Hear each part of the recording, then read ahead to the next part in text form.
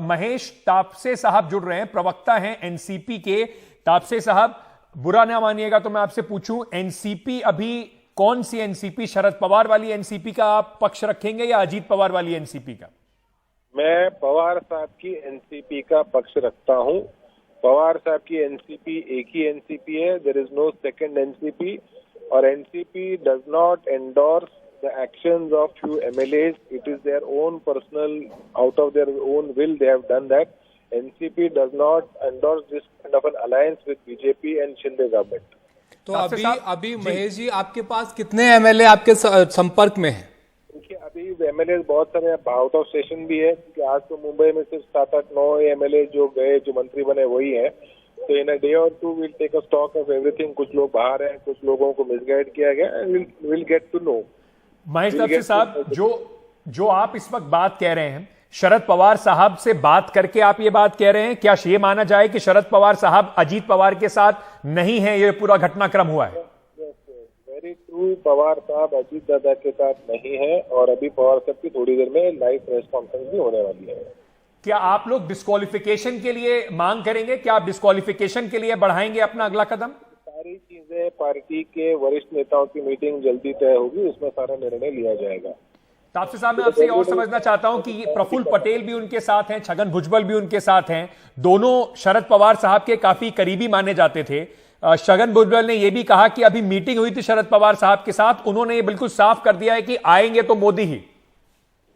देखिए, ये भुजबल साहब ने क्या कहा, उनकी और पवार साहब के बीच की बात है। हम यहाँ पे ideological difference Bharatiya Janata party के साथ बना के है। 3 दिन पहले अगर आपने देखा होगा तो वहाँ पे मोदी साहब की जो मध्य प्रदेश में रैली थी, उन्होंने कैटेगोरिकली एनसीपी को क्रिटिसाइज किया। वहीं से हमको कुछ संकेत मिलना चालू हो गए कि वापस एक बार महाराष्ट्र में ऑपरेशन लोटस शायद अपनी चरम सीमा पे आएगा। पिछले साल वो शिवसेना थी, इस साल वो एनसीपी होगी। इसकी सूचना हमको पहले से मिल चुकी थी, लेकिन ठीक है, पवार साहब ने ऐसा बड़े मन से कहा कि जिसको जाना है वो जा सकता है। पवार साहब is confident that he will rebuild the party again from scratch. अच्छा, यहाँ पर महेश जी, ये जो मीटिंग हुई थी अजीत पवार की, उसमें क्या आपके पास जानकारी उसको लेकर आई? क्यों इन्होंने ये फैसला लिया आपके हिसाब से?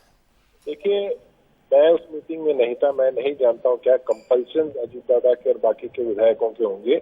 We are not aware what compulsion may have happened. But एक है कि पिछले साल भी ऑपरेशन लोटस हुआ, ये साल भी हुआ, और भी राज्यों में, हिंदुस्तान के और भी राज्यों में ऑपरेशन लोटस हुआ।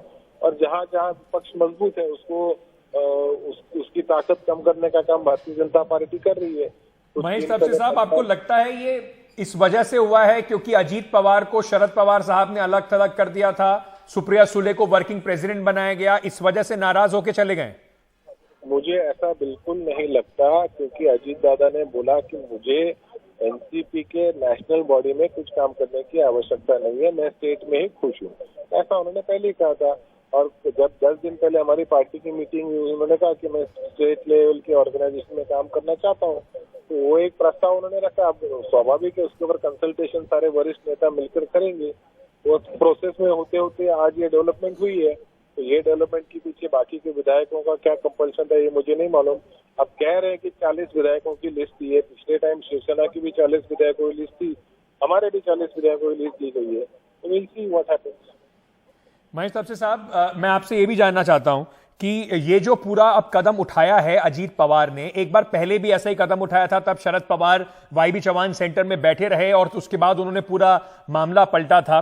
अब आपको क्या लगता है कि क्या इस बार भी कुछ ऐसा कदम शरद पवार की तरफ से देखने को मिलेगा, या ये माना जाए कि पार्टी कहीं ना कहीं जो उद्धव ठाकरे की पार्टी की हालत हो गई है वो अब एनसीपी की भी हो रही है, कमजोर हो गई है एनसीपी? एनसीपी कभी कमजोर ना थी ना हो गई, क्योंकि हम आइडियोलॉजिकली बहुत पक्के हैं।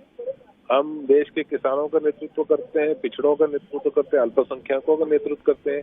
इसलिए हमारी आइडियोलॉजिकल जो गांठ है वो अच्छे से कसी हुई है, और किसी भी प्रकार की कमजोरी हम अपने आप को नहीं मानते।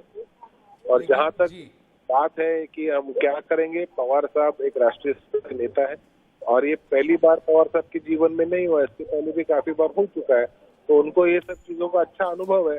और जल्दी से वो उस चीज को कैप्चर करेंगे। पार्टी के जो लोग गए हैं, अभी से मतलब न्यूज आनी चालू होगी, जो लोग गए हैं उसमें से 70-80% लोग शायद वापस आने की माइंड बना रहे हैं, क्योंकि तो पवार उनसे कोई साहब बातचीत हो रही है आपकी, कोई संपर्क हुआ है उनसे? आपने बात कर, आप एनसीपी की तरफ से, शरद पवार की तरफ से कोई बातचीत की कोशिश हुई है कि क्यों आप गए या क्या आप चाहते हैं?